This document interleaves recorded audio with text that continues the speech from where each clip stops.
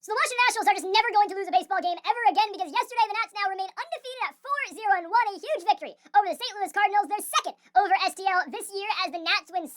That's a game that's tied 1-1 going into the 8th inning, but the Nats, just keep getting walked around the bases by Mason Molina. That's kind of what happens in spring training games when you get into the later innings, but we're not going to complain. The Nats score 5 runs in that 8th inning. 3 of those were directly because of walks/wild pitches, but hey, how about Christian Vaquero, El Phenomeno? He's still around in the minor league system. Maybe will be a product someday. Vaquero with a 2 RBI single to completely bust the game wide open. I'll be honest, there's not much I can say about this game because, well, it wasn't broadcasted, even though, hey, today's is against the New York Yankees, but not much happened. I think the main positive is that Cade Cavalli went out there and pitched really well. Cavalli threw 2 innings for the Nats, only put 1 runner on a walk, but went up, faced 7 batters, got 6 outs. We will take that effort out of Cavalli. We saw Ken Waldichuk come into the game in the 3rd. He gave up a run, but obviously the Nats get those back. Cole Henry went out there and pitched an inning and looked good. I believe went 1, 2, 3.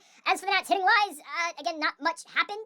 Dalen Lyle had an RBI, but that was off of an error, so Nasim Nunez scored. Nunez got on base to start the game. Vaquero got a hit. Seaver King actually has not been having a bad spring, so I do want to say that. I'm remaining somewhat optimistic about King going forward, but I think the biggest thing I need to say coming off of these now 5 spring training games, the Nats are still undefeated and #1, by the way, in the Grapefruit, is the fact that there's actually a process happening in DC right now. What I mean by that is you can tell this team's operating a little bit different. I'm not saying this team's making the postseason this year. I'm not saying this team's going to go on a run and be competitive in the National League East. All I'm saying is that this is going to be a scrappy season for the Nationals. And they're just going to give teams hell, in my opinion, all year long. And that's why I think the youth movement, not just with the players in the team, because obviously we've been with the youth movement for a while, but the coaching staff, and especially, obviously, our manager, in Blake Butera being the youngest manager in the MLB, that's, I think, what's changing the Nats. And the fact that they are using new technology. We're not in the Stone Ages anymore where we were with the last regime, obviously, with Rizzo. We're using different technology to actually get our players ahead, and I think it's working so far. Yes, it's only spring training results, but it is, it does mean something when your team is still undefeated in spring training, and the only other undefeated teams are the Los Angeles Dodgers and the San Francisco Giants. But it's in good, it's in good company to be in, and I'm becoming very optimistic about this season. Of course, still a lot left to go.